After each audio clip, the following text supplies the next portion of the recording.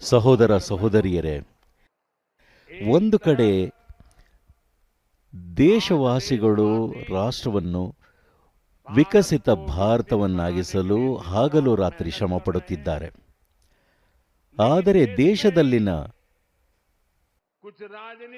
ಕೆಲವು ರಾಜಕೀಯ ಪಕ್ಷಗಳು ಭಾರತದ ಯಶಸ್ಸನ್ನು ಸಹಿಸುತ್ತಿಲ್ಲ. ಈಗ ನೀವೆಲ್ಲ ನೋಡಿದ್ದೀರಿ,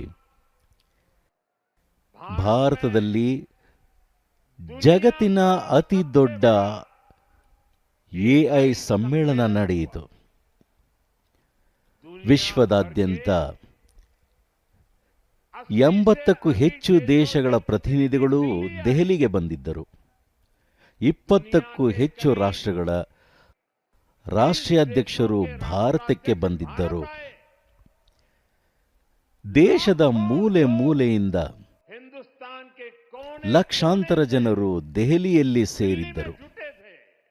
ಜಗತ್ತಿನ ಯಾವುದೇ ಪ್ರಗತಿಶೀಲ ರಾಷ್ಟ್ರಗಳಲ್ಲಿ ಇಂಥದ್ದೊಂದು ಸಮ್ಮೇಳನ ಇದುವರೆಗೆ ನಡೆದಿರಲಿಲ್ಲ. ಈಗ ನಾನು ಮೀರತ್ನ ಜನರನ್ನು ಕೇಳಬಯಸುತ್ತೇನೆ, ಇಂಥ ಮಹತ್ವದ ಸಮ್ಮೇಳನ ನಡೆಯಿತಲ್ಲ, ನಿಮಗೆ ಹೆಮ್ಮೆ ಎನಿಸಿತೋ ಇಲ್ಲವೋ? ಗಟ್ಟಿ ದನಿಯಲ್ಲಿ ಹೇಳಿರಿ, ನಿಮಗೆ ಹೆಮ್ಮೆ ಎನಿಸಿತೋ ಇಲ್ಲವೋ? ತಲೆ ಎತ್ತಿ ನಿಲ್ಲುವಂತೆ ಅನ್ನಿಸಿತೋ ಇಲ್ಲವೋ? ಈ ಸಾಧನೆಯಿಂದ ನಿಮ್ಮ ಎದೆಯುಬ್ಬಿತೋ ಇಲ್ಲವೋ? ಈ ಕಾರ್ಯ ಭಾರತಕ್ಕಾಗಿ ನಡೆಯಿತೋ ಇಲ್ಲವೋ? ಭಾರತದ ಯುವಜನರಿಗಾಗಿ ನಡೆಯಿತೋ ಇಲ್ಲವೋ? ಭಾರತದ ಭವಿಷ್ಯತ್ತನ್ನು ಬದಲಿಸುವುದಕ್ಕಾಗಿ ನಡೆಯಿತೋ ಇಲ್ಲವೋ? 21ನೇ ಶತಮಾನದಲ್ಲಿ ಭಾರತ ನಾಯಕತ್ವ ವಹಿಸಿದ್ದಕ್ಕಾಗಿ ನಡೆಯಿತೋ ಇಲ್ಲವೋ? ಇಂಥದ್ದೊಂದು ಸಮಾವೇಶಕ್ಕೆ ಇಡೀ ದೇಶ ಹೆಮ್ಮೆಯಿಂದ ಸಂಭ್ರಮಿಸಿತು.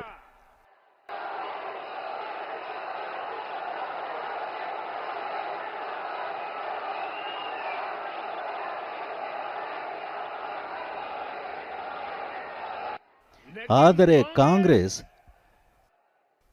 ಹಾಗೂ ಅದರ ವ್ಯವಸ್ಥೆ ಏನು ಮಾಡಿತು? ಸ್ನೇಹಿತರೆ, ಕಾಂಗ್ರೆಸ್ ಪಕ್ಷ ಭಾರತದಲ್ಲಿ ನಡೆದ ಒಂದು ಜಾಗತಿಕ ಸಮಾವೇಶವನ್ನು ತನ್ನ ಹೊಲಸು ಮತ್ತು ಕೆಳಮಟ್ಟದ ರಾಜಕಾರಣಕ್ಕೆ ವೇದಿಕೆಯಾಗಿ ಬಳಸಿಕೊಂಡಿತು.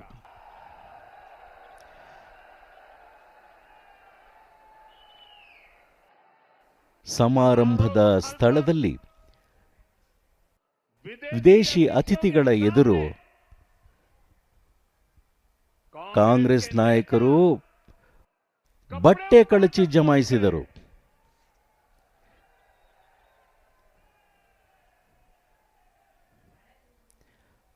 ಕಾಂಗ್ರೆಸ್ ಪಕ್ಷದವರನ್ನು ನಾನು ಕೇಳುತ್ತೇನೆ, ದೇಶಕ್ಕೆ ಈ ಮೊದಲೇ ಗೊತ್ತಿದೆ,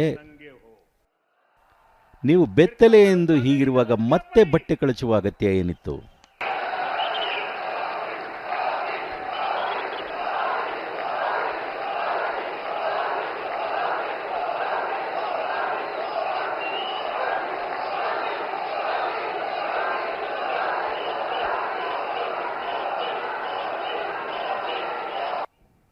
ಕಾಂಗ್ರೆಸ್ ನಾಯಕರು ಅಲ್ಲಿ ತೋರಿದ ವರ್ತನೆ ದೇಶದ ಅತ್ಯಂತ ಹಳೆಯ ಪಕ್ಷವೊಂದು ಹೇಗೆ ವೈಚಾರಿಕವಾಗಿ ದಿವಾಳಿಯಾಗಿ ಹೋಗಿದೆ,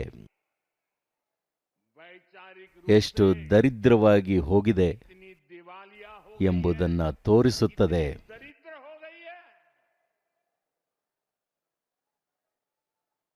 ಸ್ನೇಹಿತರೆ, ಇದನ್ನು ಯೋಚಿಸಲು ಸಾಧ್ಯವಿಲ್ಲ. ನಾವು ಎಂಥ ಜನರೆಂದರೆ, ಹಳ್ಳಿಗಳಲ್ಲಿ ಯಾರದಾದರೂ ಮದುವೆ ನಡೆದರೆ ಅದನ್ನು ಯಶಸ್ವಿಯಾಗಿಸಲು ಇಡೀ ಗ್ರಾಮಸ್ಥರು ಹೃದಯಪೂರ್ವಕವಾಗಿ ಕೈಜೋಡಿಸುತ್ತೇವೆ. ಏಕೆಂದರೆ ಗ್ರಾಮದ ಹೆಣ್ಣು ಮಗಳೊಬ್ಬಳನ್ನು ವರ ಮಹಾಶಯರು ವಿವಾಹ ಮಾಡಿಕೊಳ್ಳಲಿ ಎಂಬ ಸದ್ಭಾವನೆಯಿಂದ ಹೀಗೆ ಮಾಡುತ್ತೇವೆ. ಆದರೆ ಕಾಂಗ್ರೆಸ್ ಪಕ್ಷ ತನ್ನದೇ ದೇಶಕ್ಕೆ ಕೆಟ್ಟ ಹೆಸರು ತರಲು ಪ್ರಯತ್ನ ಮಾಡುತ್ತಿದೆ. ಸ್ನೇಹಿತರೆ, ಕಾಂಗ್ರೆಸ್ ನಾಯಕರಿಗೆ ಮೋದಿಯೊಂದಿಗೆ ಸಮಸ್ಯೆ ಇದೆ.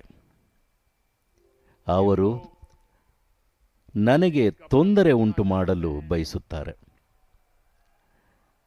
ನನ್ನ ತಾಯಿಯ ಬಗ್ಗೆ ಅನುಚಿತವಾಗಿ ಮಾತನಾಡಲು ಮುಂದಾಗುತ್ತಾರೆ. ಅವರಿಗೆ ಬಿಜೆಪಿ ಬಗ್ಗೆ ವಿರೋಧವಿದೆ. ಅವರಿಗೆ ಎನ್ಡಿಎ ಬಗ್ಗೆ ವಿರೋಧವಿದೆ. ಸರಿ ಆಗಲಿ, ರಾಜಕಾರಣದಲ್ಲಿ ನಿಮಗೆ ಏನೆಲ್ಲ ಮಾಡುವುದು ಅವಶ್ಯವಿದೆಯೋ ಮಾಡಿಕೊಳ್ಳಿ, ಅದರ ಬಗ್ಗೆ ನಾವು ಚಿಂತಿಸುವುದಿಲ್ಲ. ಆದರೆ ಕಾಂಗ್ರೆಸ್ಗೆ ಗೊತ್ತಿರಬೇಕಿತ್ತು, ಇದು ಎಐ ಶೃಂಗಸಭೆ ಬಿಜೆಪಿ ಸಭೆಯಲ್ಲ, ಬಿಜೆಪಿ ನಾಯಕರಿಗಾಗಿ ಮಾಡಿದ ಕಾರ್ಯಕ್ರಮವಲ್ಲ. ಇದು ದೇಶದ ಕಾರ್ಯಕ್ರಮ, ದೇಶದ ಪ್ರತಿಷ್ಠೆಯ ಕಾರ್ಯಕ್ರಮ, ದೇಶದ ಜನರ ಹೆಮ್ಮೆಯ ಕಾರ್ಯಕ್ರಮ. ಆದರೆ ಕಾಂಗ್ರೆಸ್ ದೇಶದ ಮರ್ಯಾದೆಗೆ ಮಸಿ ಬಳಿಯಿತು. ಈಗ ಇಡೀ ದೇಶ ಕಾಂಗ್ರೆಸ್ನ ವರ್ತನೆಯನ್ನು ಹಾಗೂ ಅದರ ನೀತಿಯನ್ನು ಛೀಚಿ ಎಂದು ಹಳೆಯುತ್ತಿದೆ. ಆದರೆ ದುರದೃಷ್ಟ ನೋಡಿರಿ, ಇಷ್ಟು ಹಳೆಯ ಪಕ್ಷವೊಂದರ ನಾಯಕ ಈ ಕೃತ್ಯಕ್ಕಾಗಿ ನಾಚಿಕೆ ಪಟ್ಟುಕೊಳ್ಳುವ ಬದಲು ಜಯಘೋಷ ಮಾಡುತ್ತಿದ್ದಾರೆ. ಸ್ವಲ್ಪವೂ ನಾಚಿಕೆ ಇಲ್ಲದೆ ದೇಶದ ಘನತೆಗೆ ಮಸಿ ಬಳಿದವರ ಪರ ಜೈಕಾರ ಹಾಕುತ್ತಿದ್ದಾರೆ. ಇಂಥ ಕೃತ್ಯಗಳನ್ನು ಕಾಂಗ್ರೆಸ್ ಪದೇ ಪದೇ ಮಾಡುತ್ತಲೇ ಬಂದಿದೆ. ಸಂಸತ್ನಲ್ಲಿ ಅವರು ಏನು ಮಾಡಿದರು? ಸಂಸತ್ನಲ್ಲಿ ಆ ಪಕ್ಷ ಸ್ವತಃ ದಕ್ಷತೆಯ ಕಾರ್ಯ ಮಾಡುವುದಿಲ್ಲ. ತಮ್ಮ ಮೈತ್ರಿಕೂಟದ ಪಕ್ಷಗಳ ಸದಸ್ಯರಿಗೂ ಮಾತನಾಡಲು ಅವಕಾಶ ನೀಡುವುದಿಲ್ಲ. ಸಂಸತ್ತನ್ನ ಕಾರ್ಯನಿರ್ವಹಿಸಲು ಬಿಡುವುದಿಲ್ಲ. ಈ ಎಲ್ಲದರ ಅತಿ ದೊಡ್ಡ ನಷ್ಟ ಉಂಟಾಗುತ್ತಿರುವುದು ಕಾಂಗ್ರೆಸ್ನ ಜೊತೆಯಲ್ಲಿರುವ ಅದರ ಮಿತ್ರ ಪಕ್ಷಗಳಿಗೆ. ಈಗ ಅವುಗಳಿಗೆ ಮನವರಿಕೆಯಾಗುತ್ತಿದೆ. ದೆಹಲಿಯಲ್ಲಿ ಕಾಂಗ್ರೆಸ್ ತೋರಿದ ಬೆತ್ತಲೆ ಪ್ರದರ್ಶನವನ್ನು ಅದರ ಎಲ್ಲ ಮಿತ್ರ ಪಕ್ಷಗಳು ಟೀಕಿಸುತ್ತಿವೆ. ಎಲ್ಲರೂ ಛೀ ಎನ್ನುತ್ತಿದ್ದಾರೆ. ನಾನು ದೇಶದ ಮಾಧ್ಯಮಗಳಿಗೂ ಒಂದು ಮನವಿ ಮಾಡಲು ಬಯಸುತ್ತೇನೆ. ಮಾಧ್ಯಮವನ್ನು ಎದುರಿಸಲು ಎಲ್ಲ ರೀತಿಯ ಬಲ ನೀಡುವಂತೆ ನಾನು ಯಾವಾಗಲೂ ದೇವರಲ್ಲಿ ಪ್ರಾರ್ಥಿಸುತ್ತೇನೆ. ಆದರೆ ಈಗ ನಾನು ಮಾಧ್ಯಮದವರಲ್ಲಿ ಪ್ರಾರ್ಥಿಸುತ್ತೇನೆ, ದಯಮಾಡಿ ನಾವು ಈ ರೀತಿ ಮಾಡಿದರೆ ಮೋದಿಯವರು ಕಾಂಗ್ರೆಸ್ ಅನ್ನು ಓಡಿಸಿದರು ಎಂಬ ಹೆಡ್ಲೈನ್ ಪ್ರಕಟಿಸಬೇಡಿ.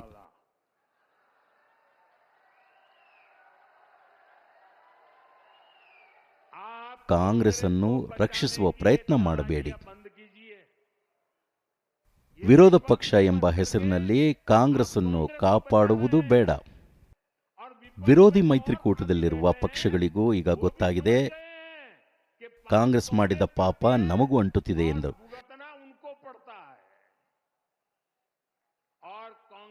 ಕಾಂಗ್ರೆಸ್ನ ವ್ಯವಸ್ಥೆ ಪ್ರತಿ ಬಾರಿಯೂ ತಪ್ಪಿಸಿಕೊಳ್ಳುವ ಆಟ ಆಡುತ್ತಲೇ ಇದೆ. ಕೆಟ್ಟ ಕೃತ್ಯ ಕಾಂಗ್ರೆಸ್ ಮಾಡಲಿ, ಆಲೋಚನೆ ಕಾಂಗ್ರೆಸ್ ಮಾಡಿರಲಿ, ಜನರ ಆಕ್ರೋಶ ಕಾಂಗ್ರೆಸ್ ಮೇಲಿರಲಿ, ಆದರೆ ಮಾಧ್ಯಮಗಳಲ್ಲಿ ಮಾತ್ರ ಕಾಂಗ್ರೆಸ್ ಎಂಬ ಪದ ಇರುವುದಿಲ್ಲ, ವಿರೋಧ ಪಕ್ಷ ಎಂದಿರುತ್ತದೆ. ಈ ರೀತಿ ಏಕೆ ಮಾಧ್ಯಮ ಸ್ನೇಹಿತರೆ?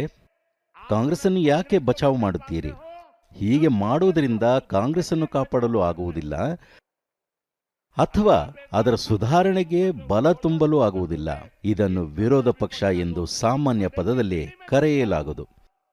ದೆಹಲಿಯಲ್ಲಿ ನಡೆದ ಘಟನೆ ಯಾವುದೇ ಟಿಎಂಸಿ ಪಕ್ಷದವರಿಂದ ಆದದ್ದೇ ಇಲ್ಲ, ಡಿಎಂಕೆ ಪಕ್ಷದವರು ಮಾಡಿದ್ದೇ ಇಲ್ಲ, ಸಮಾಜವಾದಿ ಪಕ್ಷದವರು ಮಾಡಿದ್ದೇ ಇಲ್ಲ, ಫಾರೂಕ್ ಅಬ್ದುಲ್ಲಾ ಅವರ ಪಕ್ಷ ಮಾಡಿದ್ದೇ ಇಲ್ಲ.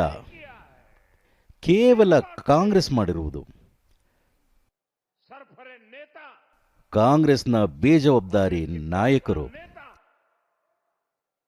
ದೇಶಕ್ಕೆ ಕೆಟ್ಟ ಹೆಸರು ತರಲು ಮಾಡಿರುವುದು. ಒಬ್ಬ ನಾಯಕನಿಗೆ ಪ್ರಧಾನಮಂತ್ರಿ ಕುರ್ಚಿಯಲ್ಲಿ ಕೂರಬೇಕು ಎನಿಸಿದರೆ ಅದಕ್ಕೂ ಮೊದಲು ದೇಶದ ಜನರ ಹೃದಯ ಗೆಲ್ಲಬೇಕು.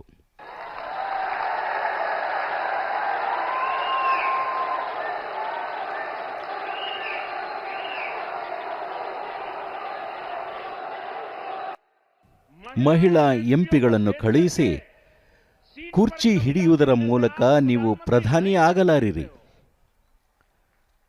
ತಾಯಂದಿರು ಸಹೋದರಿಯನ್ನು ಹೀಗೆ ಬಳಸಿಕೊಳ್ಳುವ ಅಗತ್ಯ ನಿಮಗೆ ಏನಿದೆ? ಇಷ್ಟೊಂದು ದುರ್ಬಲವಾಗಿದ್ದೀರಾ ನೀವೆಲ್ಲ? ಸ್ನೇಹಿತರೆ, ಕಾಂಗ್ರೆಸ್ ದೇಶಕ್ಕೆ ಹೊರೆ ಎನಿಸಿಬಿಟ್ಟಿದೆ. ಆದರೆ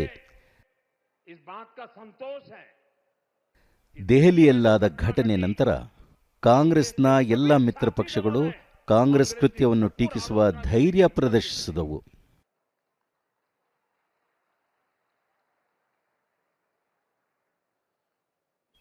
ಇದಕ್ಕಾಗಿ ನನಗೆ ಸಂತೋಷವಾಗುತ್ತಿದೆ. ಈ ವಿರೋಧ ಪಕ್ಷಗಳು ಸತ್ಯದ ಪರ ನಿಂತಿದ್ದಕ್ಕಾಗಿ